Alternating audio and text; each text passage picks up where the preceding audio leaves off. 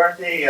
Today is November the 29th, 2006, and I'm Ivan K. Blau, and we are here at 2118 Michigan Street in Grand Rapids to interview Walter V. Graham and his wife Dorothy.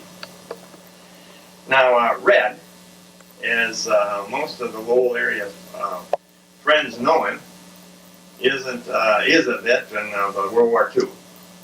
And Red served in the European theater.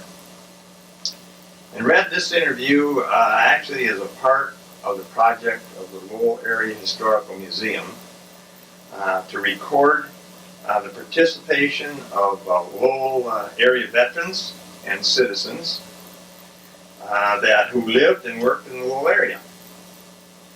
This is an attempt to preserve the history of the Lowell area for future generations. And this interview will be on permanent record, kept in the archives of the Lowell Area Historical Museum.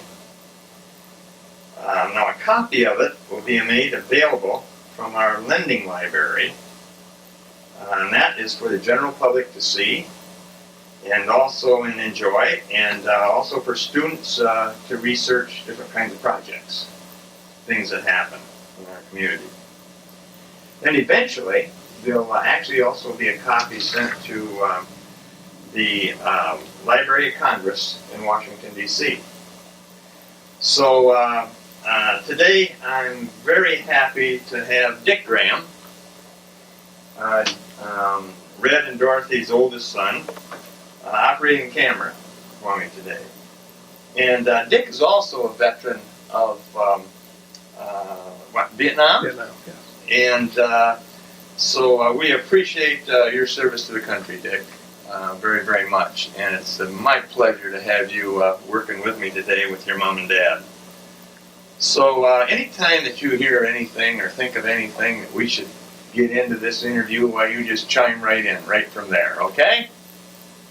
So, Red, I guess to get started here, I'd like to talk about your ancestors a little bit. Now, you don't have to tell me all about your horse thieves and family, unless you want to. Probably you didn't have it. But anyways, I'd like to have you tell me about your mother and dad, what their names were, and where you lived. My mother's... Your mother and your father, and what their names were. My mother's name was Orrin. He was born in Lowell Township, and of English parents. And my mother was born in Ohio through Buckeye, and she was from a strong Carter family. That Carter, is that same relation to Jimmy Carter, the president? Supposedly. Supposedly a shirt-tail relation. See, the Carters were peanut farmers from the south. Yep. And the rural people. Uh-huh. She was from that family. Well, that's interesting. I didn't know that before. And tell me about your grandfather. Oh, I never knew my grandfather. You didn't know him? No, he was long before I was born. Now, was his name William? William. William, okay. William B. William B. Graham, okay. I don't know what the B stood for. But in the barn up on the granary wall was William B. Graham. All right. Painted stenciled in there. Now, where was this farm located? Where was the farm located? Lowell Township. Yeah, was that? 4 miles south of Lowell. All right. That was on Cascade Road? Yeah. Yeah. A little bit more specific, probably be about, a quarter mile, like, east of Alden Nash? Alden Nash. Okay. And that would have been on the north side of the road. North side of Cascade Road. How many acres was it there? 160 acres 160. there and that. And then they also had 80 acres at 57th Street in Alden Nash too. Okay. I don't know when they got that or anything about it. I think that shows up on that little plot map I gave you Yeah, there I think it today. was. We may find it there somewhere. So, what year were you born then? What year was I born? Yeah.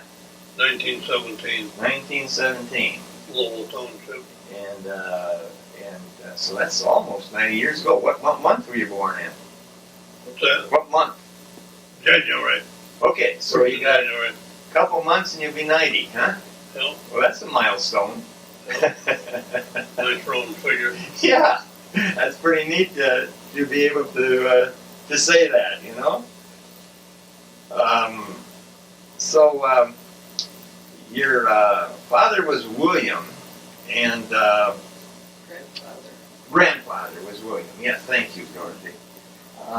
Your grandfather was William, and somehow in there you were related to the Grahams that had where we had the Lowell Area Historical Museum, that building there, whose name was Robert. How does that? How are they related? Or how His is cousins and brother. they were cousins? Yeah, Okay, so your dad was Orrin? yeah. Okay. And Robert then had been cousins. Yeah, right. All right. Okay. Now, I think this Robert Graham, he built the house there where the museum is in 1873. In fact, we know that for back through our records and so on. And that's what we use as a museum. And he moved in there in 1873 with his wife and the little boy. And you probably heard of or know the little boy. His name was Ernest. Okay.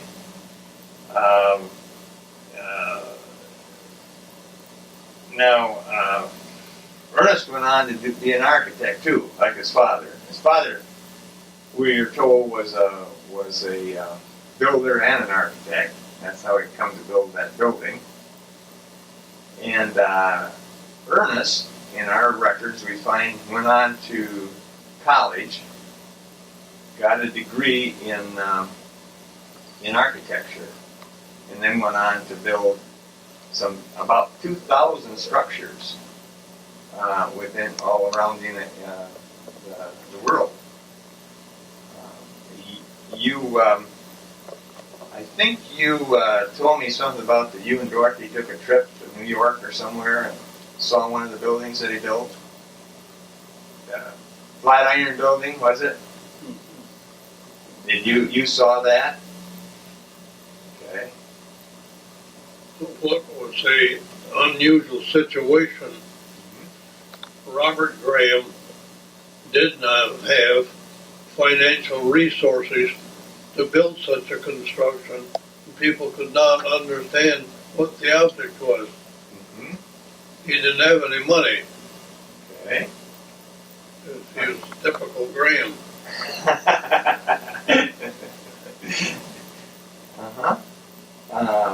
Apparently, he was associated with a number of other architects.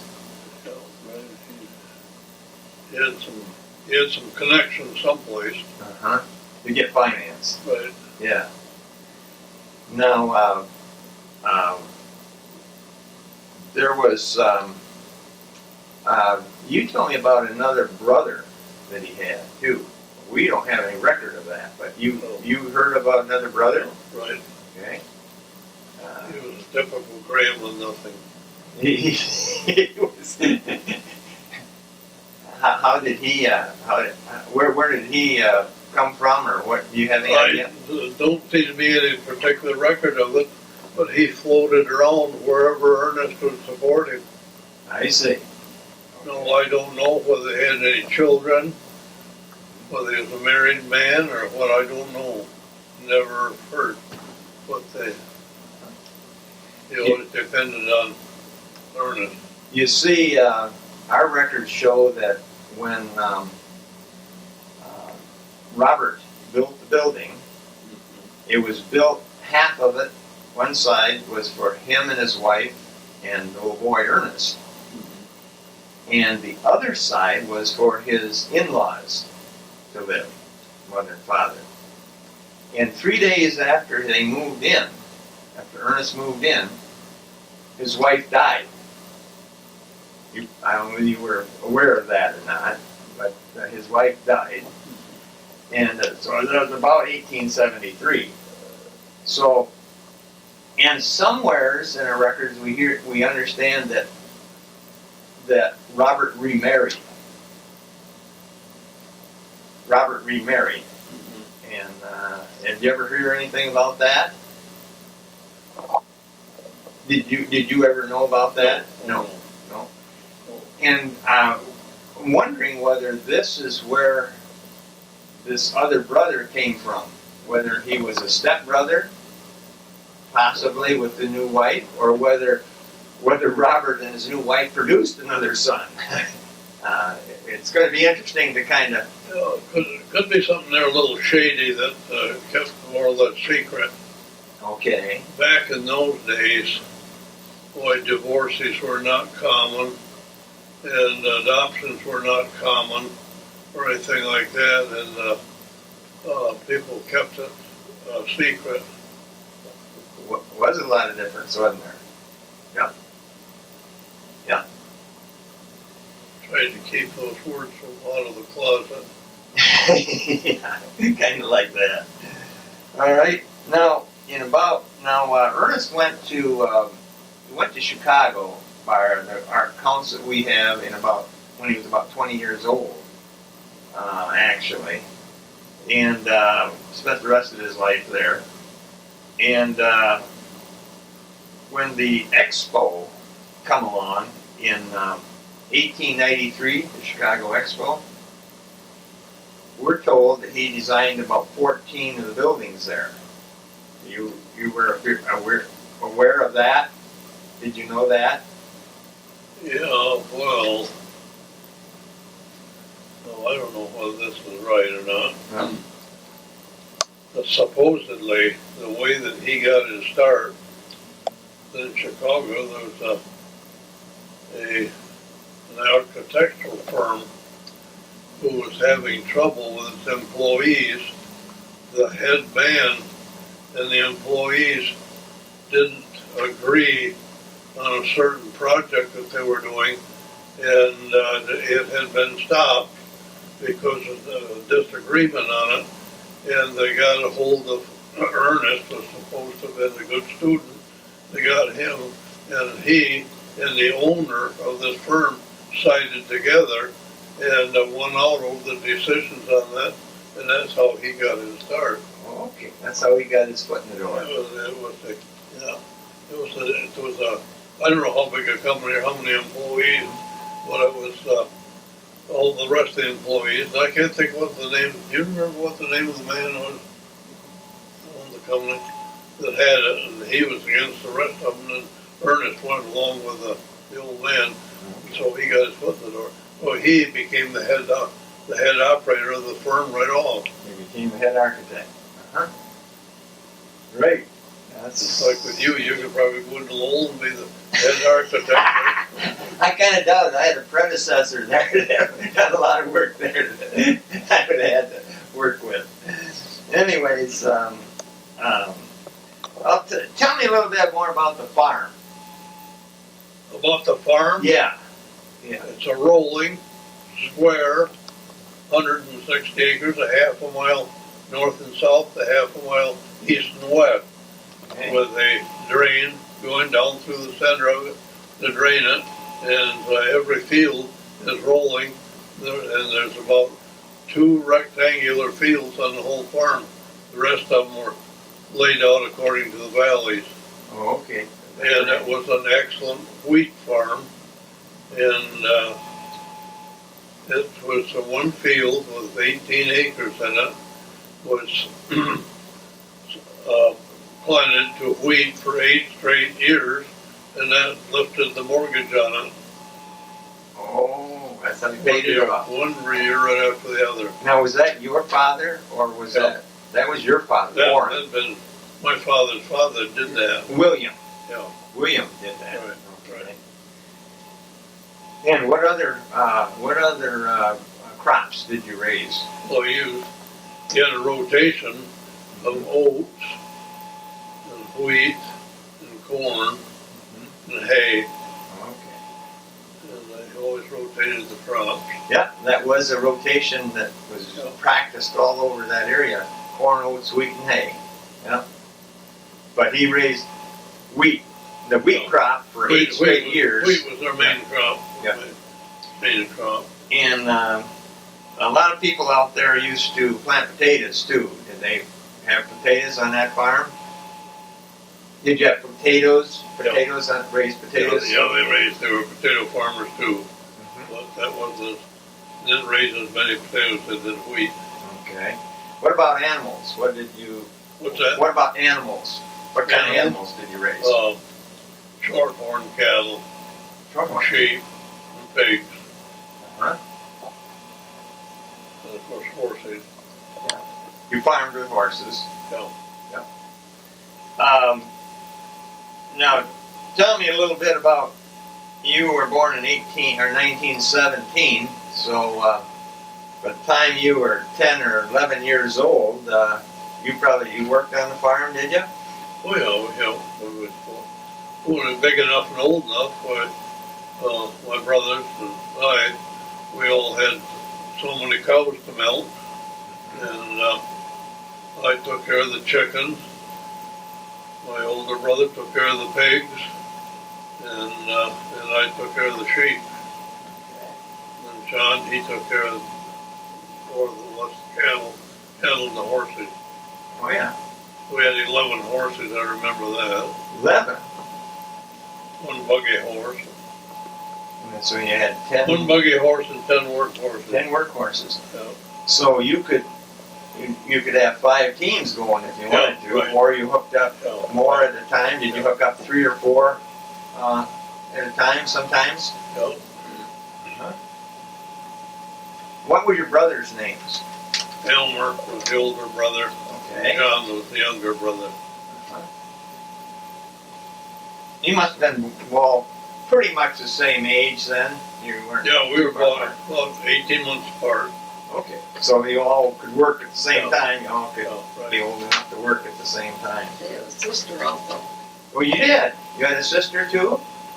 Yeah. I didn't know about your sister. What was her She name? was the oldest one. What was her name? Benita. Benita? What? Your sister's name was Benita? Benita, yeah.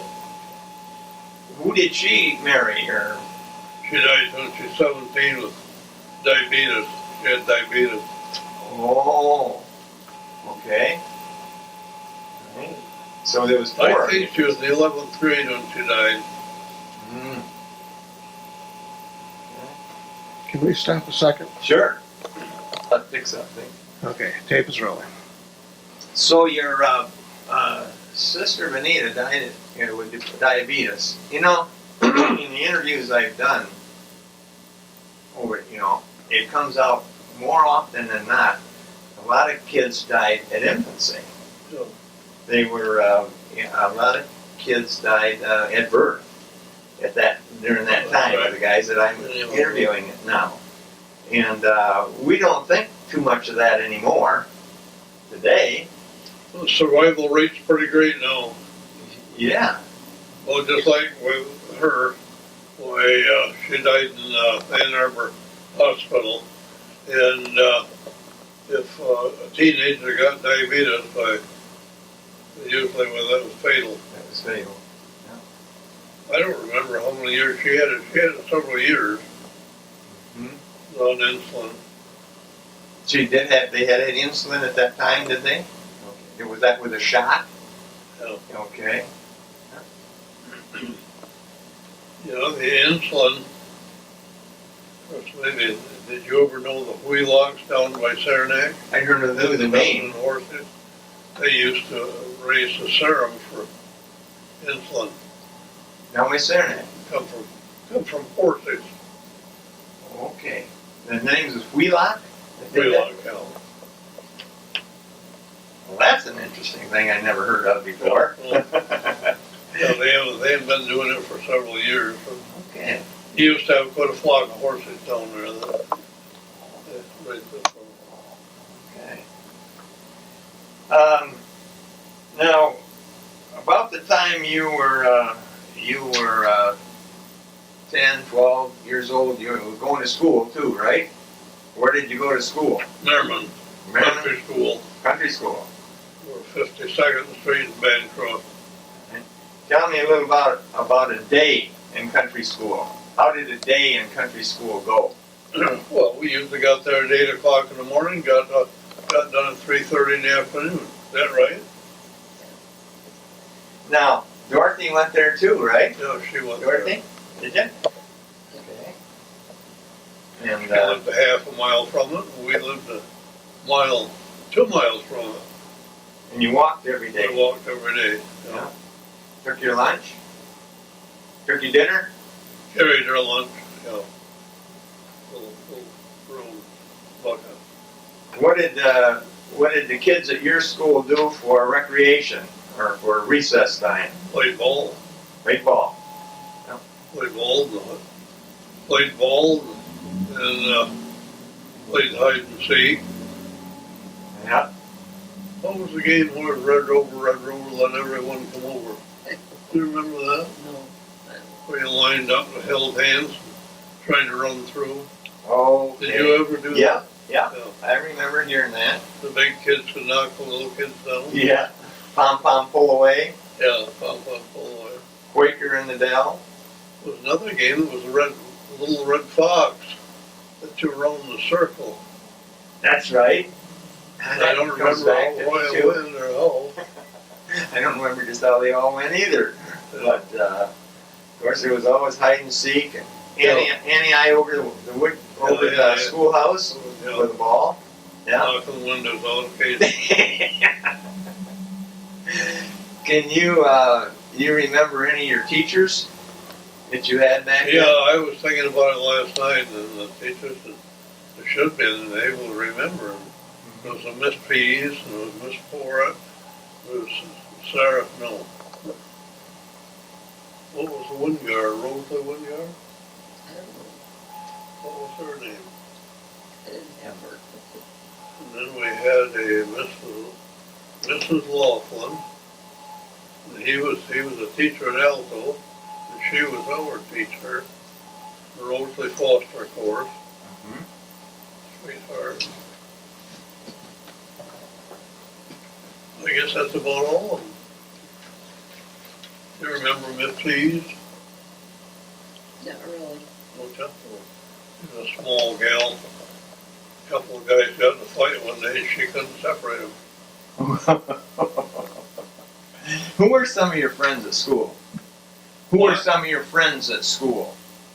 Well, it's the Flynn boys and the Sturzick boys, Don Yeager, the girls. And who else? Thelma Ronald. Snyder. Gerald. What? Gerald Rollins. Gerald Rollins family. Okay. And Ross. The Gudlip Ross children. I guess that's about it. We had a school about from 20 to 22. It varied.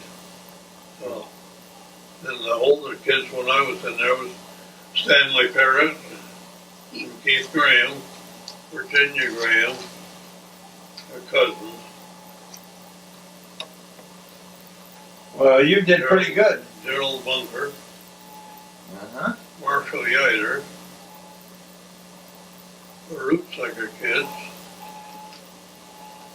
the Snyder kids, Catherine Snyder, Bob went there. I guess that's about it. Boy, I think you did a pretty good job remembering all those names, Red. Pretty well cleaned them up. That's pretty good. Geneva Powee, Howie? Howie? she was a border girl. I guess. She stayed with John Wingard. She was from Grand Rapids here, And I went don't to know school. what you called her. And And then of course Dorothy went there, Yeah. and she was, And her brother, and her brother. little brother, And what's his name, Dorothy? Arlene Hatch, And Beeler, he goes by Tony now. Tony. Yeah. Cause I, Lynn's, yeah. Fred Loveland. So then, after you got out of country school, you went to Lowell School. Buffalo High School, yeah. That probably been about 1931,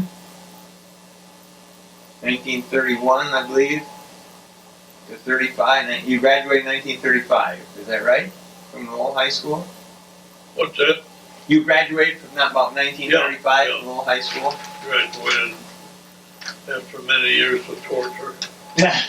You didn't. Apparently, you didn't care much for school. I didn't care much for school. Now, how did you get to Lowell High School? How did what? How did you get to Lowell High School? We took turns driving our parents' cars. Okay, what kind of car did you have?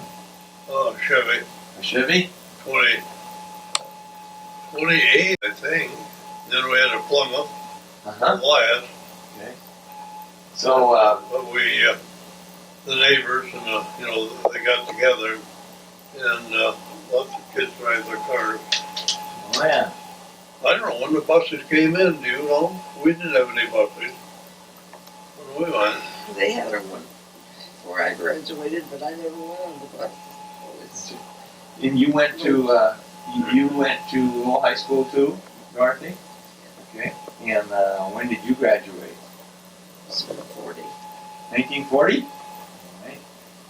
And you had bus though. You I said never went on the bus. you never had a bus. You never went on the bus. How did you get to school? Paid $1 a week to ride with somebody. Oh, okay. All right. Now, Dorothy, your father was Anthony, right? And Andy. Yeah. Yeah, Andy Wingire. Yeah. And Andy Wingire and my Aunt Mary, which is John Krebs's wife, were brother and sister. So we have a tie there. Most whites are tie, I guess. You call that, right, Red? She was one of 9 sisters. 9 sisters. So it's 9 sisters and one brother.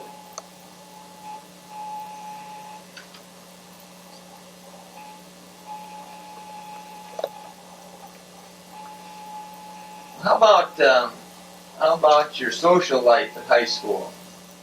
Did you have any social life? Yeah, There wasn't any. there wasn't any. Didn't have any social life. Didn't do much dating or anything. You lived on a farm. You always had a job to do. Right. Get home and milk the cows, Right. haul hay, or Yeah. pick up potatoes, huh? Right. So you didn't get sports? Did you ever participate in any Well, sports? When I was in school, I ran track, and I had 1 year of football. Oh, did you? Yeah. All right. Do you remember who was? Do you remember who was on your football team? I remember Sam Yater, and I can put their name in the wall. Yeah. Yeah, Sam Yater was one of them. Pete Finnis was one of them. Richard Cord was one of them. I don't know. Lester Fanning, Clinton Christoph, Bob Swalky, Morris Swalky, and Fred Reckner, and Well, that's pretty good. I can't think of any others. Was there just a varsity team? What? One team? Yeah. Or just a varsity? Well, you had the varsity, and then you had the B squad. You did have B squad then. Okay. Called them the powder squad. The bigger guys, the older guys, picked on them for practice. Used them for punching bags, huh? Now, do you remember any of the teams that you played? Other schools? Oh yeah, all of those. Belding in Greenville, Granville, East Grand Rapids, Lee, Allegan, Ionia. Is there any one game that you remember more than another? No, well, I remember one year Whalen made a mistake of challenging Lowell for the state championship, and Lowell kind of ticked Lowell off a little bit, and so they played at South Field, beat them 45-0. Lowell beat them 45-0? That was when Bruce McMahon was one of them, and Buck Ward, Okay. and Bill Clark, and I forgot who the others were. And then they made an awful mistake by challenging him. made them farmer boys mad, huh? He felt like challenging East Grand Rapids now. Yeah. What subjects did you take in high school? What kind of subjects did you take? The subject I took agriculture. Yeah. So, All 4 years, probably, right? mathematics. Had 4 years of agriculture. Had 4 years of English and algebra and geometry and physics. Yeah, what else? A bunch of things primarily that I couldn't see where it did us any good then, and I still don't see them today. Now, in 1935, you were 18 years old when you graduated from high school. And did you start working on the farm then, or No. what did you do? I bought into either service station and run the service station. Where was this? That was at the corner of Alden Nash and Cascade Road. And you bought in as a part owner? 5 roads. I worked at that from 7 in the morning till 9 at night, 7 days a week by myself. Good gosh. That was when you learn that there's something better to do than running a service station. You decided to do something better. And then while I was there, why, the Yaters let us use about 1.5 acres or 2 acres for a ball diamond. Okay. And we, there's a bunch of country kids, both girls. We had enough girls for a girls team, softball team. We had enough boys for more than one team of the boys. And I pitched for, I don't know how many years did I pitch. Well, I pitched till I went in the service. Okay, so you in And that I took care of that little field there, and the state highway had mowers that they mowed the shoulders with. So whenever they came through, when at night they'd leave the mowers there, and we'd mow the ball field with them. Oh, that was good. All right. Then we had the Briggs boys. What was there, 4 of them? 5. And myself.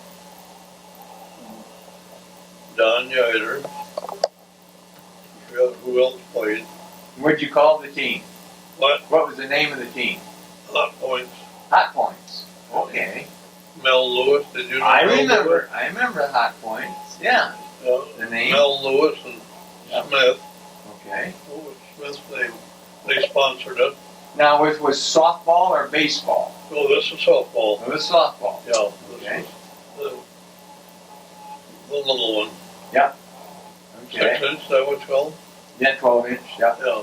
Yeah. 11 inch. Well, they call it fast pitch. That's yeah, what they call it, fast pitch yeah. softball. Well, I didn't know that. No, we That was out there. That diamond was out there on the corner. Yeah. Across from the station. the building's gone now. It caught a fire and burned, and then after that, well, they cleaned off the corner. Okay. It's right where the girl had her fruit stand this summer. Heidi's. Oh, okay. Where Heidi's Farm Yeah, Market Heidi. was. Yeah. Okay. But we had a good team. We ranked second or third in the state. So That was pretty good. yeah. So you went around. Where did you travel to play? Well, we played in Lowell, we played in Hastings, we played in Freeport, and different places. We played around. Johnny Briggs was our manager, and Bob Wingard, he was another kid that pitched. We went to Ionia, and the guys figured we had the best team there was here, so they let Bob pitch. They got about 8 runs ahead. Uh-oh. That's too many to recover. Uh-huh. And then the team that beat us was the one that won the state championship. Oh. Well, you know how that goes. Yep. Now when You can play around. We used to a lot of times intentionally to make a game out of it. So we let them have a few runs, half a dozen, 6 runs, and didn't get 8. Yeah. Yeah. You pitched. Did you have any particular pitch that you threw? Did you have a curve, or what did you have? Oh, I don't know, anything to get them all. My idea, the ideal pitch, Yeah. was the idea coming across a man's heart as close as you can without getting called a foul on it. All right. And just about Roman Maloney was the only guy in Lowell that I never fanned. Oh. I never saw the day that I could fan him. You would. He played with the Moose. Yeah. And so one year, I don't remember the year, why they wanted to see of course the guys that after you know how that goes, after you get a few games you get a little cocky. Yeah. So then the Briggs boys challenged the Moose for 3 games, 2 out of 3, and we won 2 of them and lost 1. Okay. So then after we went to service, I had to come back, and I was married and had a poor wife that had to eat and sleep, so that was the end of the ball playing. Kind of end of your softball playing, huh? Now, okay. So you said you went into the service. Now, apparently, in 1935, you worked for in the gas station probably almost 6 years, 5 to 6 Yeah. years, right? So you'd have been about 1941. Is that when you were you Well, see, drafted? at the same time, out there I had a truck too. Oh, you did. Yeah, and I had the truck doing trucking beside the station, and then of course when I got drafted, well, that was the end of that. Now you owned a truck then? Yeah. You bought a truck? I sold it to Harold Yoder for livestock hauling. Okay. I remember he used to pick up animals Yeah. from Dad and I don't know Dad's. whether you remember that, but they were very distinguished trucks. They were 41 Chevys, and they had vertical bars in the front, across the front, Okay. and it was a good truck as far as that goes. Where did you haul to? Hauled all over. Any place that I could get a dollar's worth, I went. I hauled livestock into Detroit, hauled livestock into St. John's, hauled fertilizer from Lansing to western Michigan, and I took 1 load of apples to Virginia for Gordon Frost, and then I hauled apples to my uncle in the cider mill in Lansing. I hauled sugar beets every fall from the Lake Odessa area to the sugar plant in Holland, and so if anything I could get was one thing that I despised, and that was loose hay. Oh, And, I could never get hay on so it'd stay. yeah, flying off all the time, huh? You had to pitch it on, you had to pitch it off. Now, when you went, when you was running the station and you was also doing the trucking, you hired somebody else to stay at the Yeah. station? Alice Dolstra worked the station for me. Okay. Yeah. Pumping gas. So, well, Don Yater did too, didn't he? I did. Gerald Rollins a little bit. Gerald Rollins wasn't any good. No. Playing around too much, huh? Yeah, I went one day and left and come back, and I looked in there and I said, for crying out loud, what's going on? They brought a bunch of popcorn with me, and they just had popcorn all over. Made a mess, huh? Made a bunch of popcorn and they threw it all over the floor. And Okay. Bob drove the truck too, didn't he, too? He got caught in Detroit. State police come out and try to find him. They got a hold of Uncle Johnny. Uncle Johnny'd never been to the city of Detroit. Oh, you got the wrong guy, huh? Forgot it. Now, this Elmer was What? Elmer Graham. Was he trucking at the Yeah, same he time? was a trucking. Yeah. Were you Yeah, he partners? started out on that. Well, when we were in school, he started out trucking. Were you partners or? Was at one time, then I bought him out. Oh, okay. Okay. Then did Elmer go to Associated Truck Lines then? Yeah. And work for them then? Yeah. Trucking. Yeah, he worked all his life for Associated Truck Lines. Here is 1941 now, and the war in Europe, the Germans were really steaming up pretty good. They were really going, and the draft was on. See, I started drafting in 41, and but not very heavy. Okay. And I was lucky when I was number 38 in Kent County. 38. Is that you number 38? Yeah. So you was right in the first wave then. Yeah. Now tell me about it when you received your notice in the draft. What did you think about that? There was no think about it. You just knew you had to go. I want you. That's Uncle Sam. You got a little postcard in the mail to report for physical, and then they took it on from there. Where'd you go for your physical? I think Lowell. Oh, I really? remember now, yeah.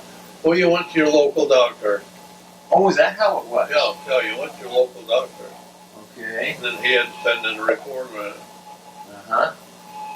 And then you got a letter to tell you where to go, where to Yeah. report. Well, yeah, then we got orders a shipping date, a date to appear at Custer.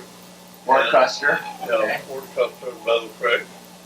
And then from there, well, you got your clothes, and you were not obligated for 48 hours, I think, after you signed up. Then you were obligated to the United States government.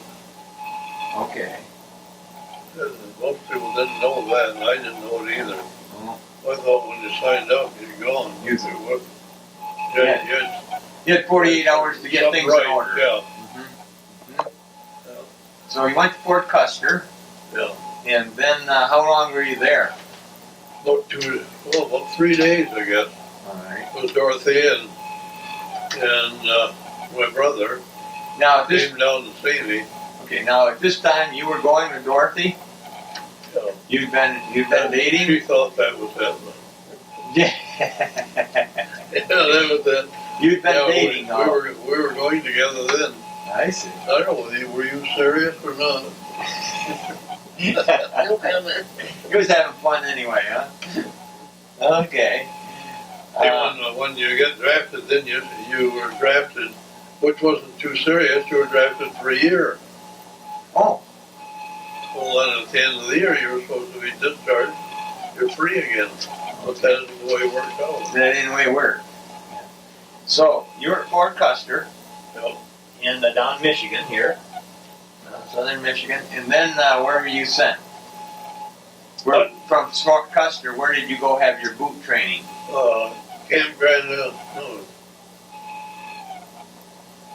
Didn't go to Camp Grand then, did we? No, we went loaded right out for Seattle. Went right to Seattle. Yeah. So here you are in Michigan. You got a map here. Yeah. We'll look a little bit on this. Dorothy here. That's okay. Okay. Like a blanket, Dorothy. Yeah. But anyway, here you are in Fort Custer here. Right. And old country boy. No, just got drafted, and No. you'd been on trucking. You've gone down to maybe no, Virginia or so on at one We time, went this way. and then you went on around Yeah, on a train yeah, all the way across, yeah, all the way across the Yeah. United States, yeah. The Milwaukee and the Northern Railway. and that took quite a while to get out here to Seattle. Here's 5 days. 5 days. 5 days at We that had, time. yeah, we had sleeper trains, sleeper cars. Pullman, I'll get after a while. Pullman. Okay. Pullman, yeah, Quite a few guys, I imagine. Full? about 200. About 200 guys. What was the name of the fort or camp you got? Well, we went right into Seattle. Right into Seattle. Yeah, went City. right into Seattle, unloaded there, and it was the Virginia 5 was a small ship that was waiting for us to load for Whidbey Island. They were waiting for us when we got there. Whidbey Island was out here Whidbey Island, just north of Seattle, yeah. north of Seattle. Okay, so you were put onto an island out there then. Yeah. Up at the San Juan Strait. Okay. So what did this little country boy think about being so far away from home? Well, you didn't think too much of it because the 200 other guys the same way. Uh-huh. Yeah. Okay. Because there's 200 other guys in your same position. I mean, we had an undertaker with us, we had a lawyer with us, and we had all different employees. The guys were from, the majority of them were from Illinois, the Chicago area, and they come out of there. Mm-hmm. That's Washington State there, right? So Yeah, we So- were right up here. right up in here. Okay. Yeah, is that Whidbey Island there? Yeah, it says Whidbey right Yeah, there. that's where we were. B-E-Y. Whidbey Island. W-H-I-D-B-E-Y. Then north of us, up here, I can't think what's the name of that island. San Juan Islands says, I can't think what that was. Where no. I was going to say Santa Fuca, but that was, I don't remember now. But to see George Krebs, he was down there, but he was over on Port Washington, across from he'd have been over here. over on this side Yeah, here, right. across the If he was Seattle. on the mainland, I Okay, was on the island. near Olympic National Park there. Yeah. Okay, now at that time, Dorothy, what did you think about him going to the service? What was your feelings at that point? Well, I guess you don't like it to start with, Yeah, but just figure it has to be done. and that was kind of the feeling then, wasn't it? I mean, patriotism Yeah. kind of ruled, more or less. Yeah, and now you guys were married then, or not yet? Not yet. Did you go out and visit him? Well, once, yeah. And then next time I went out, we got married. Okay. The first time out, Does that show a Coopville on there? probably right near there. Whidbey Island? Yeah, it's probably pretty small. That's where we were, it was Coopville. Cookville Island. Okay. Now, Show it? Yeah. It is too small. yeah, That pretty was small. a little burg like Elko. Oh, okay. They had a drugstore, the grocery store, the guy played Mhm. that was about it. Now, when you went out there, Dorothy, you would have been probably what about you must have been 24. You must have been around 20. 20 You were about 20. when we got married. Okay. So the first time out, did you go with anybody, or did you go all by yourself? Went on the train. You went on a train all by yourself out to see this old country boy. You must have been pretty special. I suppose. How long did you stay, Dorothy? I don't remember. I don't know, for a couple, 3 weeks, I guess, right? I must have been on vacation, so I probably had 2 weeks. Were you working then at that time? Yeah. What did you work at? In the doctor's office. For whom? Dr. Lyman. Dr. Lyman. Coon's dad. Betty Coon's dad. Well, that's a connection. Betty Coons and Mike and Jane were very good friends, of course. Dave, still around town, very active. Yeah. Well, when you came out through that time, did you stay with Buckner's? Or did you stay at the Marijuana Motel? No, I must have stayed with the Some friends that you knew out there? staff sergeant. Staff sergeant's friend. What rank were you at that point? Private? 0. 0. Right at the bottom, yeah. Huh? Well, that, It might have been PFC, but I doubt it. I don't know. so what was your duties out there? What did you do out there on the island? Cleaned guns and picked up cigarette butts. That was training, huh? Do KP and then of course we trained on 3-inch guns. We trained on anti-aircraft guns. I have a certificate that I'm a qualified power operator. Had a little 30-horse generator that we generated the electricity for the 3-inch rifles, for the aiming of them and the zeroing it in, and I had that job for I don't know how long, running that. I see. Well, it was a little motor like that. Mm-hmm. When you got out there, you went and started it, and when you got done, you shut it off. That was You had to service it? it. Yeah. You had to service it, probably, Yeah. right? Yeah. Make sure it was running? Then after that, I applied for the fireman job, and I wanted to get the fireman on the fire truck, and I had that up for about a week, and then I found out that I might as well fire furnaces, so I fired hot water, warm air, and steam boilers. So I'm a qualified fireman too. Okay. Got a certificate of that, doing it someplace. I don't know. Okay. Yeah. So, I did that for, I don't know, probably 6 months. That was pretty good. All I had to do was, take care of the fires and officers' quarters. so you were there for a year, or such a matter. Then Dorothy, you went out again? You came back out to the same place again? What year was that? Do you remember? In September 42. In September of 1942. We were married September 27th. Well, now how did this all come about? Did you ask her to marry you? You come I out don't- there? Not that I remember. You don't- She just pushed her way in. I bet she did. You tell me your story now. How did this all happen? Well, I remember me writing her and said, well, we might just as well get married down there. And Okay. that was it. That was your proposal. Is that right? I asked her, she didn't ask me. That's pretty Then after I moved out there, I worked for the Navy. You did? Oh, you stayed out there then? Uh-huh. What'd you do for the Navy? Office work. Okay. And when I was in Oklahoma, I worked for the Army. In the payroll department. He got stopped by an MP, and that MP didn't get a full pay for quite a while. Oh, My boss says, well, we'll fix him.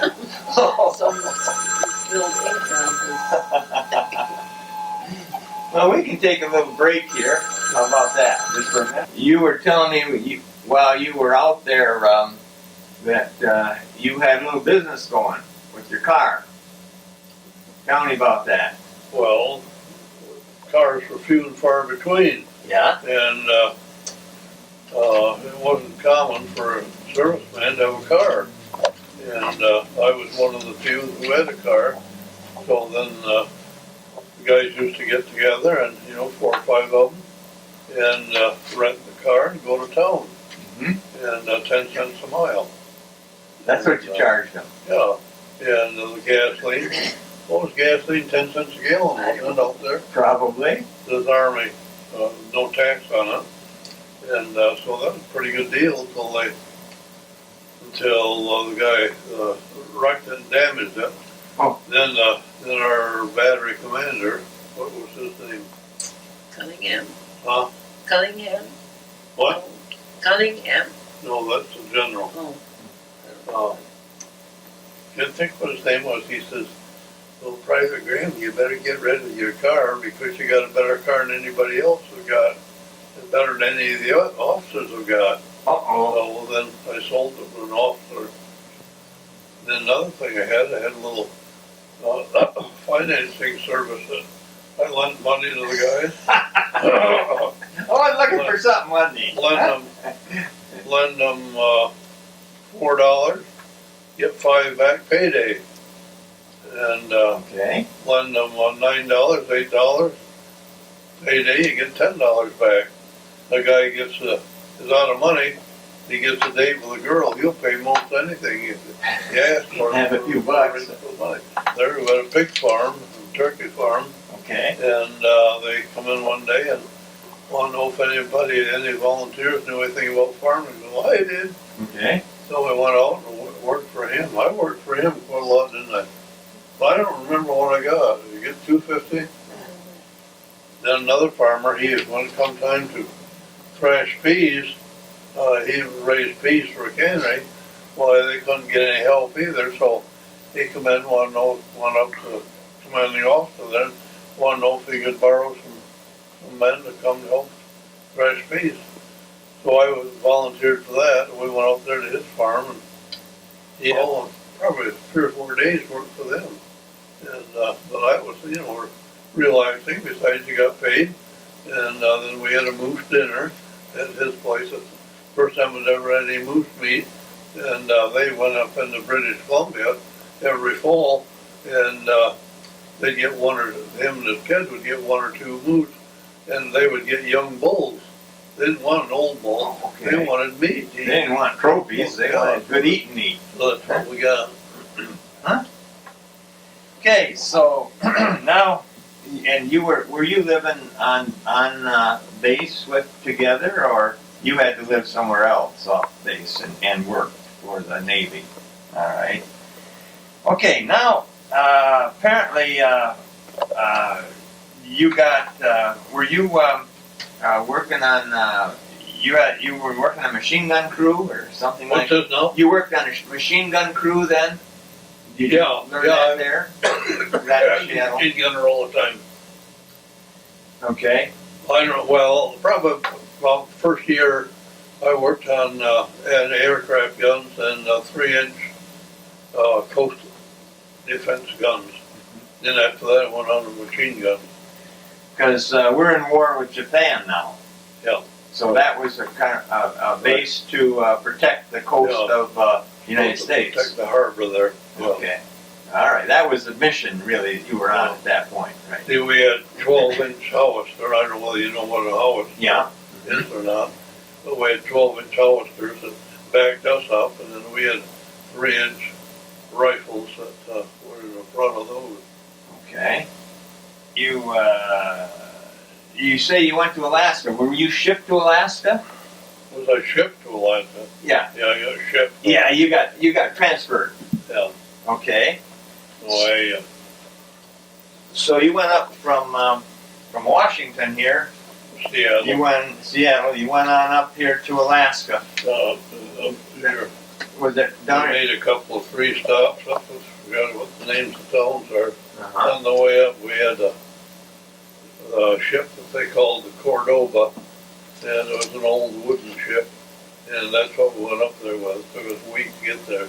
Took a week to get up to Alaska. Yeah, 1,500 miles. Was that a rough trip? Well, no, we went the inland passage. Oh. We went on this road back with these. All right. Now you stay away from here. We came back. When we came back, well, we started right out and headed right for Seattle. Oh. Because they had a ship that was capable of rough water should get in. Oh, okay. But Yeah. now, when you got up there, you were stationed at where the Kodiak? Kodiak, that's this island down here. Yeah, yeah, Okay. yeah. Well, we went into the town of Kodiak, All right. and then we went. You remember? No, I can't think. I could have thought about it last night. Then there's a fort, another fort out there on the end of Kodiak where we were. Okay. See, what we were supposed to do was we'd be down in here, and then we were supposed to protect this area. Oh, this passage Yeah. through here. We always just hoped that nothing would happen. This looks But uh-huh. see, where the trouble was, the Japanese, they were down here in Dutch Harbor, and that's as close as they got. And every time that they'd come out here, this water was so rough that they couldn't hack it.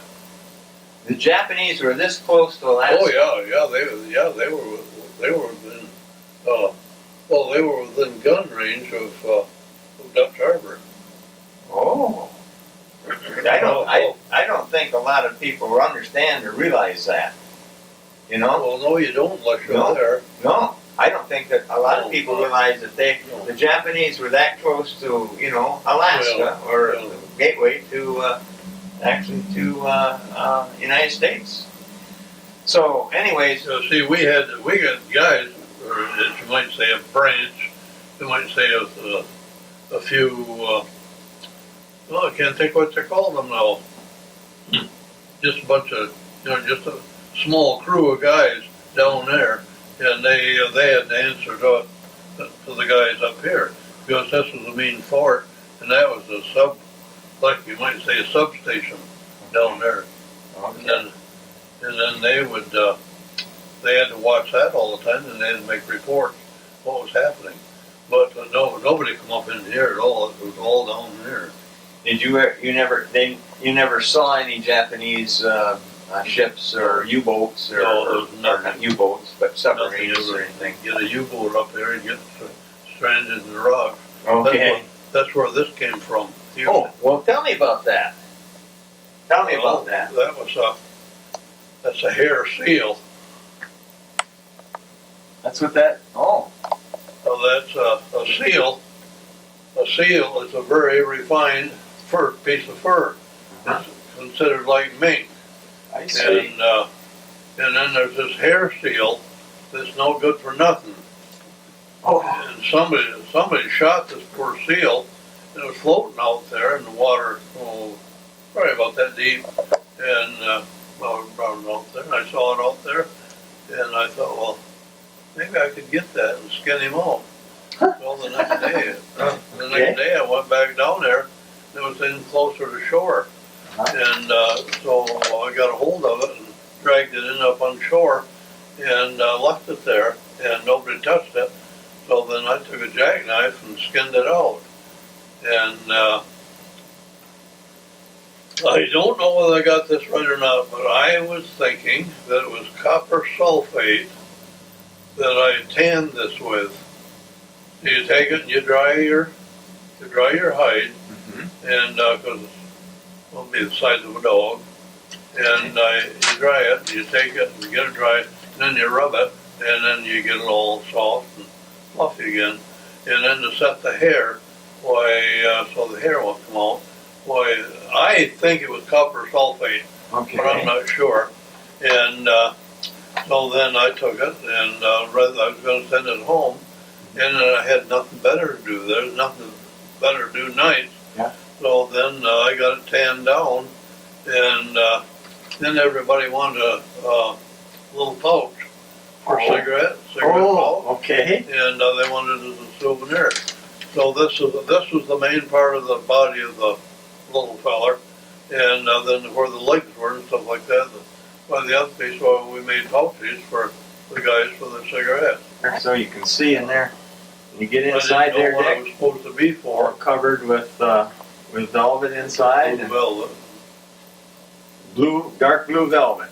So, That's pretty neat to know. It makes it really special when you have made it yourself and yeah. brought it home. Did he give it to you or did he keep it himself? He gave it to me, He gave it to you. but we never could get Oh, the smell out of it. Pardon? Now it's more valuable than ever because it's what, 50-some years old, Yeah. and the hair is still staying. Yep. So Okay, we got to kind of. What was your rank about that time? I must have been a PFC then, Yeah. Okay. because I wouldn't have got the corporal until I got back to the States. All right. Yeah, I had the corporal, then when it could get killed, why, of course, I lost it down to private. That was in a.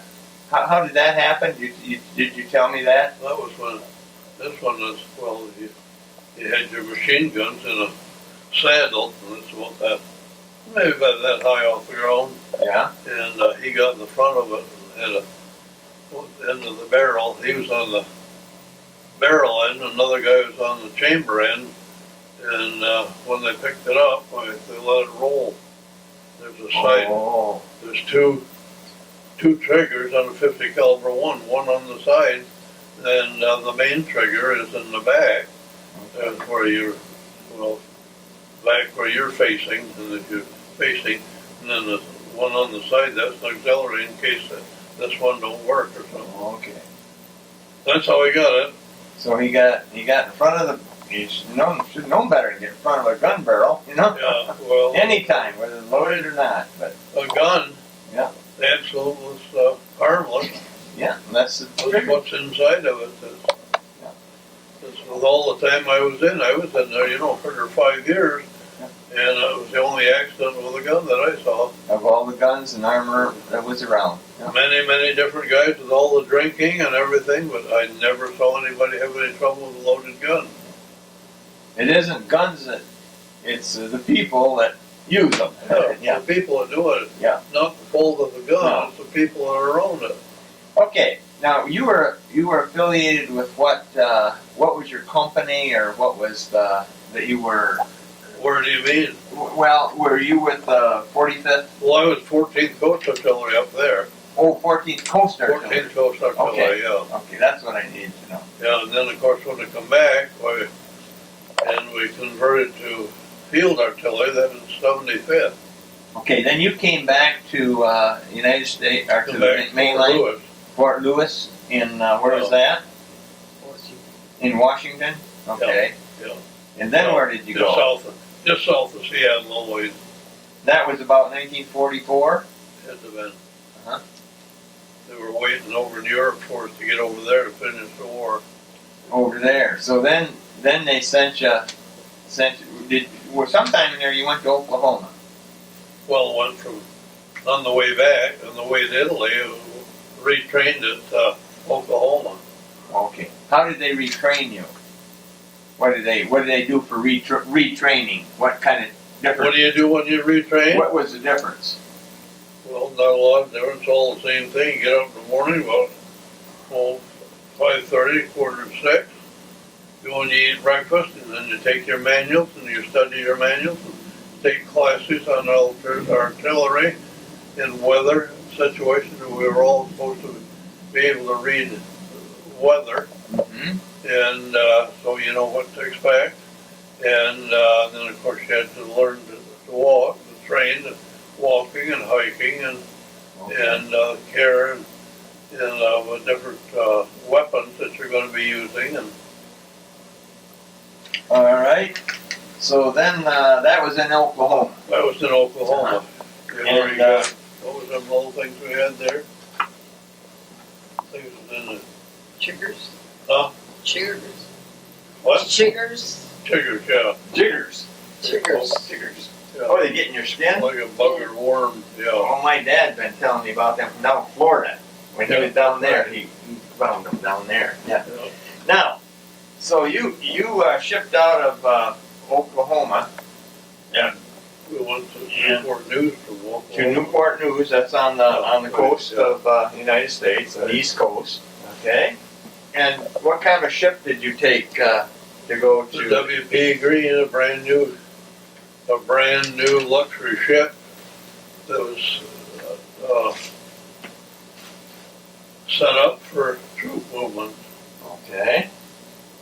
That was a nice ship. Well, it was brand new. Should have been. Paint was all fresh in it, fresh paint on it.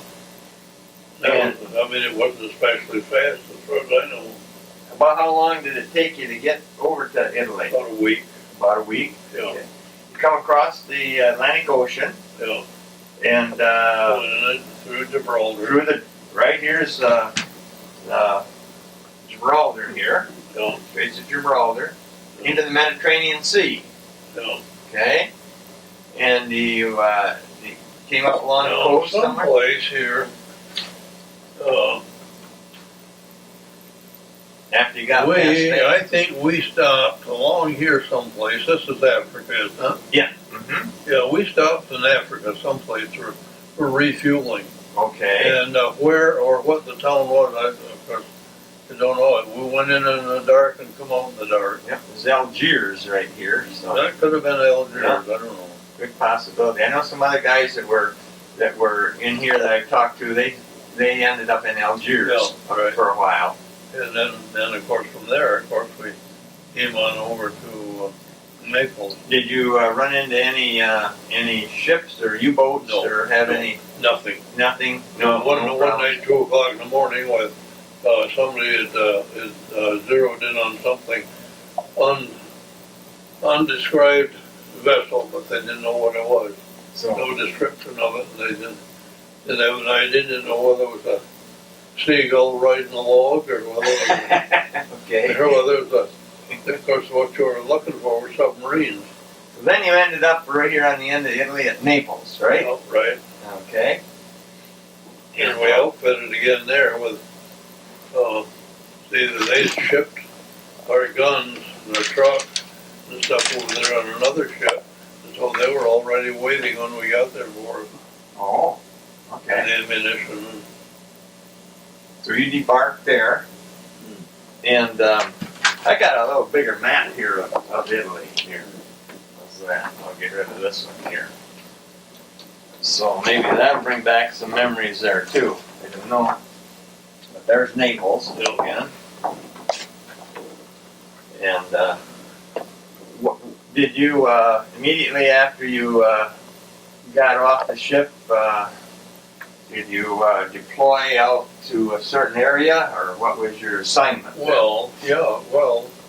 we, in just a couple of days after we got all fitted out and the equipment and everything, well, then we headed right back, heading right up through here. Right up through the middle? Yeah, right up through the mountains. Okay. That was where Eisenhower used his crazy idea, take it regardless. Take a certain mountain or a certain area? Uh-huh. But you take them, one at a time. Because this is a whole mountain range up through here, isn't it? Yeah, that's right. Okay. And so what his idea was, regardless of the manpower, why take it anyway? But when this English guy come along, none of that anymore. You got a new general? Hey, slow it down. You got a new general, huh? Yeah, well, Montgomery was Montgomery. our commander then. Okay. Eisenhower was at first, but Eisenhower, he was way out, he was up in the air. All right. That's where he should have been. Then after that, Montgomery took over, and Yeah. and you went, or you was under his command all the way up through Yeah. Italy. Tell me a little bit about that valley there that you went up Po through. River Valley. Po River Valley. What did it look like, and Po how was River it? Valley compares to the Mississippi. Hmm. The Po River is a big river. It's navigable and it's level, plain, and a lot of all agriculture and food raising. Okay. So, So you were kind of at home there then a little bit, huh? oh yeah, that was all right. But good. So the Po River, the Po River, that's a pretty area, and I mean there was trees along there, and just like American farming. How about the peasants, or the people we ran into there? How did they treat you? Good, The only citizens. one. The only thing that warned you, go double or triple. Don't go alone. Oh, okay. They'll rob you or kill you. Okay. But no, we get along with them all right, and the guys, we had a medics division, of course, with us, and they used to people that had been injured and from the shells and things like that, and been shot, something like that. But these guys, they could do the dressing in their wound. Why they did that, and then when we had our food, why. If the children are around, why we divide our food with them. Okay. That probably made some friends Oh, yeah, too. yeah. They were pretty Yeah, hungry. That was a no-no, but we did it anyway. Uh-huh. And one day, I don't know where this was, but we had weather about like this, and then we had about 4 inches of snow at night, and we went into this little town, and somebody said to me, he says, "You want to see something?" And I said, "Yeah." And we didn't have nothing to do. This war, the activities had died way down, so we weren't being alerted or anything. And they said, "Well, come and we'll show you something." There's a building there with the roof off, and there was snow in there where the snow the night before. There was 32 from probably 3-year-olds to 6-year-olds all in there in a huddle. Made me think of a bunch of an old sow with the little pigs all piled up to keep warm. Oh my And, gosh. And it was, of course, that just broke our heart. See those kids, and I mean they had blankets or anything they could do to cover them up. They were covered with snow and everything. And then of course when we got our food the next day, why the guys all made a point of to divide with them. Uh-huh. And but they tell you, "Oh, you don't do this, you don't do that." But what do? Yeah. Something like that. Some little kids, even a dog, if he's hungry, you Yeah. feed him. Yeah, right. So Right. we had quite a lot of trouble over that. So the people, they were real good to us.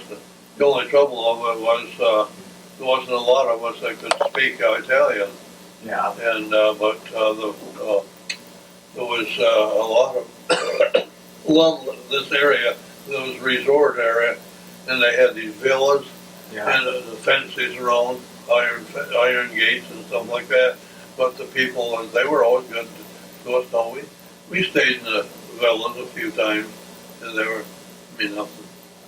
They were more luxurious than we got it here, but then it was covered, and he was pretty sure you weren't going to get shelled on your own property.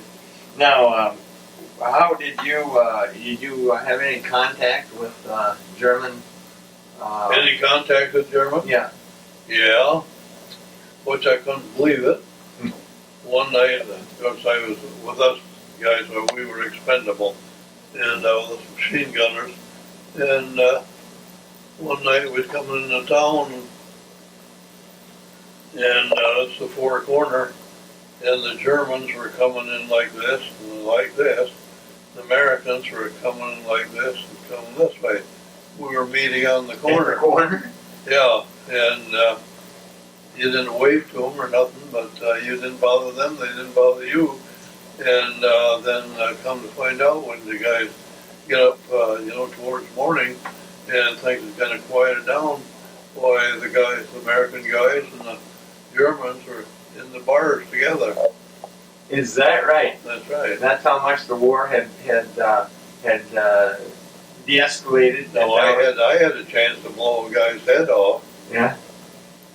He didn't do nothing to me. So we just drove on. We were going up through Italy and then convoy, and of course we had our guns were loaded. And here was an English guy down on that side of the road, down in the ditch, and here was an Italian over here, and they were trying to get each other. Oh. And we come in between them with our 50 caliber machine guns, so we could have blown either one of them or both of them. So why cause trouble? No, I never had any wish to kill anybody or anything, and I never did. Yeah. Only this one boy died for us. But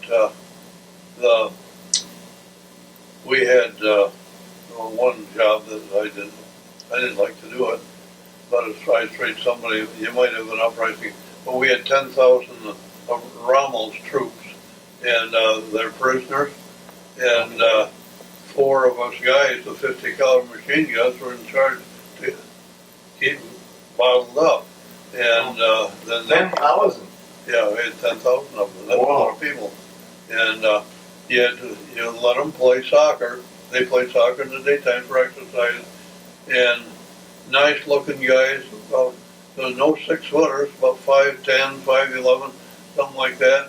And built real nice curly hair. And you know, they were just young guys. And they played soccer. I never saw anything so dang rough. They don't wear any pads or nothing. Buckle into each other and shake your hand and knocking you down. And so of course we had them, and with the way you do, if you got your prisoners in there, you got a machine gun here, that's pointed that way. You got one that points this way. You got one over here, points that way. One over here points this way. Okay. Only your guns can't cross each other. Yeah. So you can't shoot each other. But they never give us any trouble. You just stayed there.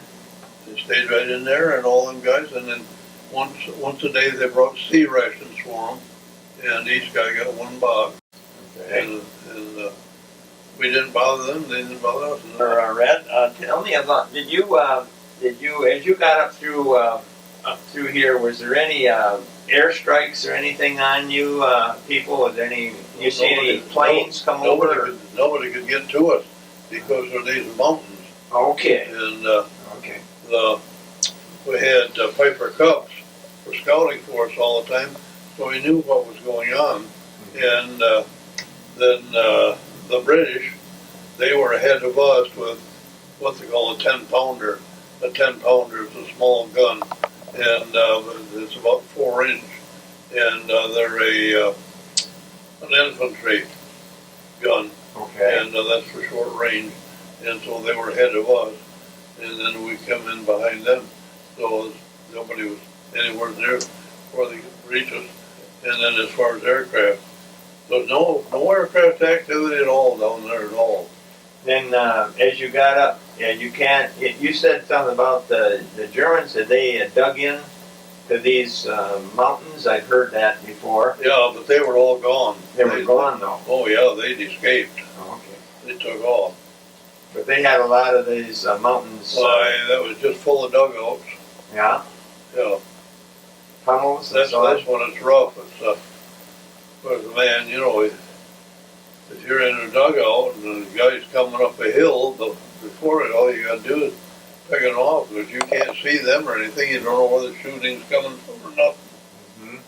So, Then you come on up through. Did you get all the way to France or? no, we were about 20 miles from France. I was hoping we'd get to France, but we didn't. Okay. And that's when did you hear them? What's that? Why did you quit? Why did you stop there? I don't know. I don't know what the name of the town was. Okay. Yeah. But we were there was no activity for a week. Okay. All you did was move. All right. And this equipment that we had, well, that was heavy stuff. And a gun weighed 20 tons, and the tractor pulling it weighed 20 tons. Wow. And so you had to be careful on your roads. These roads are country roads built for horses and wagons. Oh, okay. Then if you go and if you smash down a bridge, you fix the bridge. Oh, You just don't go and leave it, you fix it. I see. So that was That was the CB policy That's CB's job. Okay. They came along behind. But it'd be like, you know, our country, little side roads here, Sure. country roads, little culvert there and everything, a little creek running through it, and it holds up for a truck, holds up for cars, but it don't hold up for 20 tonners. Oh, hardly. Now, where were you when you heard the war was over? Where was what? Where were you when you heard the war was over? Right up in here. Right up in here. Okay. Right. And after you heard that, got that announcement, then how long were you? Well, they knew pretty well that it was gonna be over with, long, well, quite a few days, they were expecting it, and it was the next news that we would hear, but we didn't hear it, and finally, why it was show. Well, then, the European, theater was done. Yeah. Well, then, of course, they were gonna take us, ship us to Japan. Oh, And we had too many points, and so they said, well, they can't do that. Well, what if they need you, they need you. Oh, yeah, didn't matter, huh? Yeah. And that was But the stuff, field artillery, you don't fight in Japan with field artillery, you can't move it. that was 1945. Yeah, Yeah. yeah. Okay. So, where did you leave from then? How did they get you I back? don't know where we shipped out of there. I don't remember where. Do you remember anything about it? Did- Ladrona. Now, Ladrona was one of the last towns that I remember that we were in. okay, now did you go out of France or did you go out of, No, we never got into France. No, no, we you never got shipped into out France, of yeah. probably the Yeah. sea here, the Yeah, Genoa Sea, yeah. probably somewhere a port here, Right. and shipped you back. Now, during that time you was over in Italy, Dorothy, did you correspond with? Oh, yeah. Okay, could you correspond quite often, or? Yeah. I don't know how often the mail got there, but Let me see this a little bit here. Did you used to write to her, Red? Oh, yeah, every day. Every day. All right. All right. Oh, I guess I can't see it. The sword there, you got a story about that? That come from Italy, or? This? Yes. Yeah, that was, I got two of these, Okay. and they're a parade weapon. Oh, okay. And you can put your chickens with them if you want, but Yeah, that's about it, huh? they could be sharp. Right? Yeah. Well, they are. Yeah, they're very sharp. How did you come about that, to get it? No, we got them out of a dump. Oh, See those, they were left in the dump. The dump was just loaded with all kinds of guns. I got an Italian rifle, and I got an American Duran rifle out of there, and I got two of these. And how many pistols did I have? 2 or 3 pistols. I don't know where the pistols went. But I sold the Duran. What did I pay me $350 for it? oh yeah. I didn't have any use for the thing. Yeah. But these are a parade sword. Okay. That was for a horse. Oh, This goes on a horse. on a cavalry unit. Uh-huh. On U.S. soil. What would you first see? Where, Return to yeah, you returned Newport to News. Newport News. Yeah, Virginia. Virginia. Yeah. All right. From Newport News, then you made your way. Did Dorothy come there, or No, no? She was. no. You were back home now, right? No women logged. Where did you stay while he was in Italy? must have been up on Michigan Hill. Marie Berge and I had the apartment up there. Oh, did you? Yeah. Okay. All right. And so then you went to Newport News, and by ship. What kind of ship did you come back on? Liberty. A Liberty ship. They were a cheap steel ship. Okay. The minimum requirements. I mean, they were safe and all that, but they were no luxury to them. All right. Then you went by rail to where? By train? Well, where'd they come back to? Fort Custer, No, Camp Grant, maybe. Illinois. Yeah.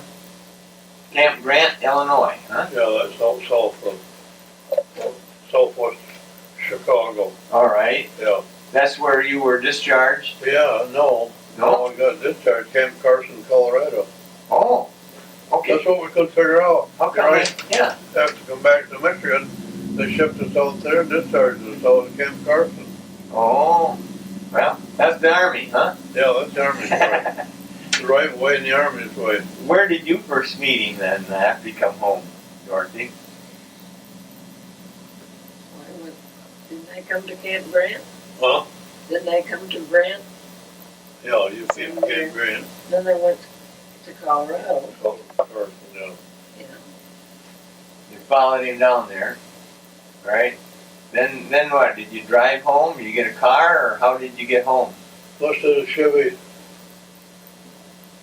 41 Chevy, I guess, right? Did you have that, or did you drive that down there? She had it. You had it. Okay. All right. We had two of them. 241 Chevys? Yep. Sold one in Washington when he left there. But Tony and I went to Detroit and bought 41. Oh, okay. All right. So then you were home. That was in late '45. Yeah. And what now? Okay, you guys are married. Where did you stay then? Where did the two of you stay? Did you buy a house, or did you build a house? No, Or we stayed at her folks when we got back. did you? Right, A yeah. lot of couples did when they Yeah, come home right, to yeah. get started, to get reacclimated into civilian life again. Then I started working for Mike. Then we built the house on Elder Street, and that was our first house we lived in.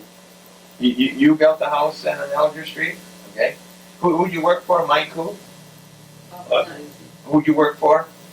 Mike Oppenheisen, How'd you happen to get started working for him? through Don Yeiter. Hmm. Don Yeiter gave us his name and address. And Don Yeiter was hitchhiking from Fort Custer to Grand Rapids, and Mike picked him up.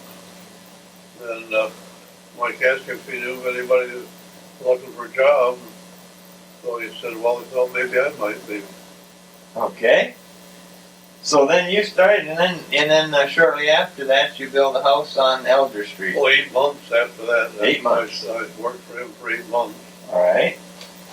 Then you got your builder's license then, or didn't you have to have a builder's license at that time? Didn't have to have one now. What? You didn't have to have a license then, did you? No. No. Anyway, I know that was in '45, and then you started working building houses. Yeah. Apparently, I know you built some houses in Lowell Yeah. as well as in Grand Rapids. Yeah.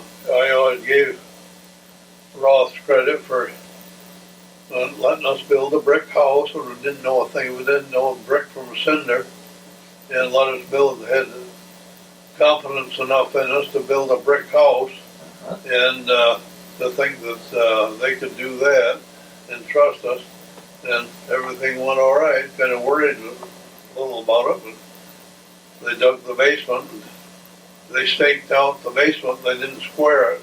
Oh. They had a diamond-shaped basement hole dug. Had to redig that. That was the first thing that happened. Now that was West Ross House, Yeah. wasn't it? But Okay. otherwise, I think it went all right. Yeah, and that's a nice house, still standing very well. Still a good house. Great house. That was in. That was the beginning of my brick house experiences. I found out that the older people, that maybe they've had their second or third house, why brick is substantial. Brick is the ultimate. I guess I'll have to say that was getting into the late '40s, and when you did that, and you also built a house for Dave Coons, Yeah, I believe. right. And That was then you built Elmer Graham, your brother, house out there too. Right. And I know that then about 1949, on December the 3rd, I came to work for you. Oh, is that You right? come to ask me if I would come to work for you. Yeah. And I didn't know nothing.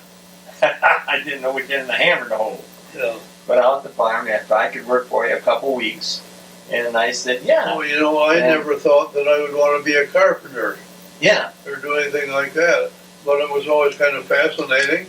And these guys that I started out working with, they said, well, once you get into it, you'll never get out of it until you're too old to do it. Yeah. And for, several years with shortage of houses, why carpentry was good. Sure. But I don't think a man would do too great in carpentry now. I think you buy your jobs now. It's a little bit different, yeah. Yeah, that's right. However, like I say, I started working for you in 1949, and I worked for you till 1958. Oh, is that right? And I'll tell you, I just Oh, yeah. things that I remember about that was the smelt fishing. You used to take all us Oh, guys up smelt fishing to Crystal, Yeah. and the Christmas dinner at Fingers. That was an outstanding thing, and I just at this point I just really like to thank you and Dorothy both so much for giving me the opportunity to work for you. It was my education. It was my What became my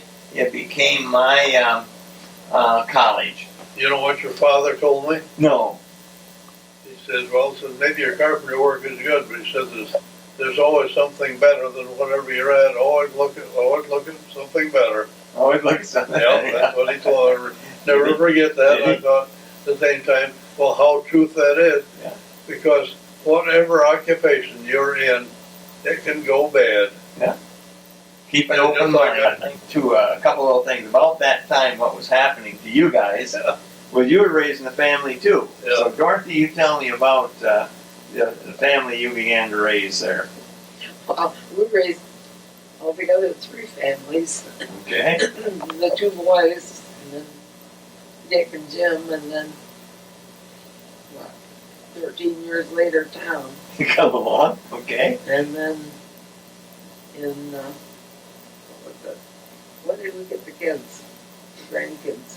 And we got the 2 grandkids for about 4 years. Okay. And we got one of them down here now. Oh, have you? All right. He's out of the Army and I see. looking for work and going to go to college maybe. Sure. Well, that's that, and you always worked right alongside Red with the bookkeeping. Oh yeah. Wrote my checks. So that's kind of how you guys worked as partners and became a good business. Now, another thing in Lowell, I want you to tell me about. You built, I think, in 1967. You built Showboat number 4, 4th Showboat. Oh yeah, yeah. How did that come about that you built that? How did it come about? Yeah, how did you Well, happen to get to build that? We had a little meeting with Showboat Committee out there, and we'd worked with Bill Doyle, and on his house up there, and Okay. some of his rental properties and stuff like that. And they wanted to build a boat, and I said, and Bill said, well, you think that you guys could build a boat? And I said, well, I don't know why not. And Bill said to the rest of the committee there, he said, he said they didn't know why not. He said, that's a pretty sure thing he can. And One other thing about that you built in Lowell that has a big impact on the community, and that was Snyder Manor. yeah, Now, you built the first building there, didn't you? No, You no. didn't. no, three buildings. The guy from I think Kalamazoo built 3 buildings. He went broke on them. Oh. Did you, Dick? Yeah. You were involved in some of those The too, Dick? last 3. Okay. But I couldn't see anything wrong with it, with the ones that he did. But they said, well, I know what he did. He bid it. It was a bid job, Okay. and evidently bid it too cheap, and then he tried to skin it. Okay. When did you retire? Probably 4 years ago. You never retired, did you? Well, I've always had something to do. Was always looked for something. Did to you just kind of slowed down? do. Yeah. Well, Like MacArthur said, old soldiers never die, they just kind of Yeah. fade away. yeah. Well, what you do the same thing. If you did a project for somebody, if they call you and want a correction on something or something repaired or something like that, you're not going to tell them no. Tell me a little bit about your hobbies that you enjoyed after you slowed down a little bit. Well, as you had some experience with salmon, salmon came in, and I like to fish salmon. I went to Colorado 5 years, didn't I? Then I went, 5 years up in Canada? Where did you hunt in Colorado? Out in Colorado, mule deer, Mule deer. and up in Canada, moose, Okay. How many moose did you get? Two? two. Two? You went how many years? 3 years? 2 out of 5 years. 5? Yeah. 2 out of 5. That's pretty good average. So That's we pretty pretty good. lucky. Some fishing and built the cottage, and that was kind of neat to wind down a little bit that way. Now I got to ask some other things here about. Tell me some of the old time memories that you have of Lowell, of the town Lowell. Any old time? We talked a little bit about you were there or knew about the parade, the Centennial Parade in Lowell in 1931. Yeah, they're in 31. Because you'd have been a freshman in high school, I believe. Just a young kid. Yeah. Another thing that I remembered about going to Lowell with a team of horses, a wagon. When you sold your wheat, you bagged it, Okay. put it in the bag, and then you go to the mill with it. And when we would hit the cement road at Sigwam, from there in Lowell, the horses would always trot from there over Lowell. Oh. When they come back, they'd run or trot till you got to Sigwam, then you got a gravel road, then they slowed down again. Uh-huh. And I always, that was kind of a novelty. You probably can hear that clip Yeah, clop oh yeah, Oh, yeah. clippity clop. and the chains, the Yeah. tugs Then another thing, jingling. do you remember the guy that used to haul the feed from King Milling Company over to Sigwam every day? No. The guy with a pair of mules, Oh, and he had a, well, we called it a dray wagon. okay. It was a kind of a special built wagon with a flat top on it, and it had springs on it, and he hauled, he'd take I think he went every day with it, with a load of, I don't know whether it was bran or flour or what, or chicken feed or what, but he took it over there and shipped it out on the Grand Trunk. Oh yeah, that was a dray Yeah. service. Now you talked about a livery service. You Yeah. remembered some things about a livery. You want to tell me about those? No, a guy named Weaver Okay. owned the livery stable. Where And was it? Where was it? Where was it? Yeah. Where the bank, where the post office is. Okay. Had that chunk of land right in there. Mm. And then right across from him, of course, was a blacksmith shop All right. on the east, or on the east side of it. Near the river.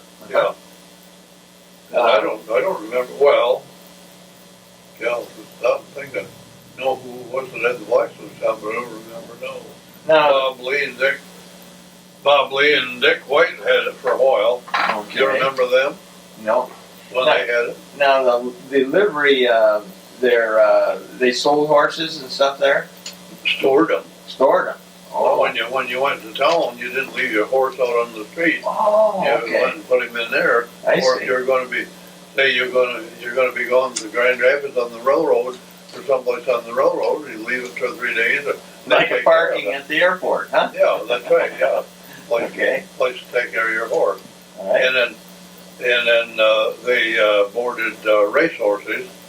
Paul Kelly had a race horse, and C.H. Huntsman had a race horse, and I think McQueen's did. Okay. But they say there was another stable down at the old fairground that part of the time the horses were down there, and part of the time.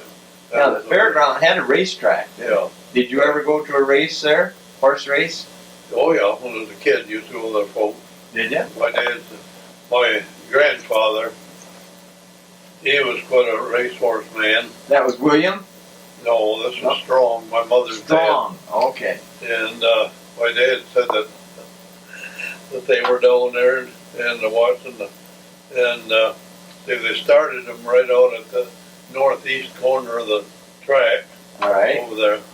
And then he said people were lined up all the way around. And he said that the horses came around the south bend there, this round as they come on the turn.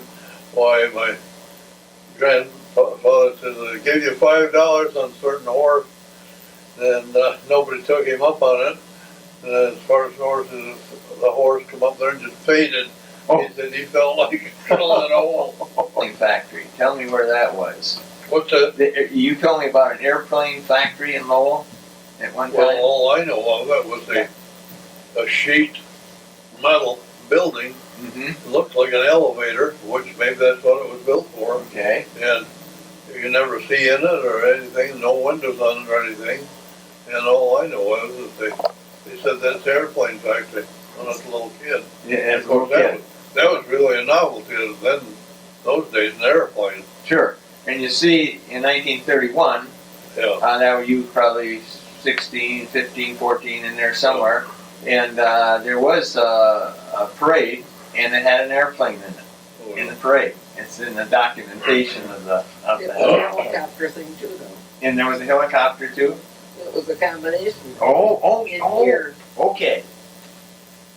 Okay. Helicopter airplane combination. All right. There. There's a picture of it. Look at there. See that? Yeah, pull that up straight like that. Just like that. Yeah. I'll be there. Now, possibly it was made there in that factory. Who knows? We don't You know. don't know. But there's a possibility because it was at the right time. Yeah. At the same time as you remember a Right. airplane factory being there. Or at least a place that made airplanes. So that's kind of neat. But I guess a couple other things I'd like to ask you. Is there anything else you'd just like to add to what we've talked about today? well, you have never seen a real river flood, and I never in my lifetime have I.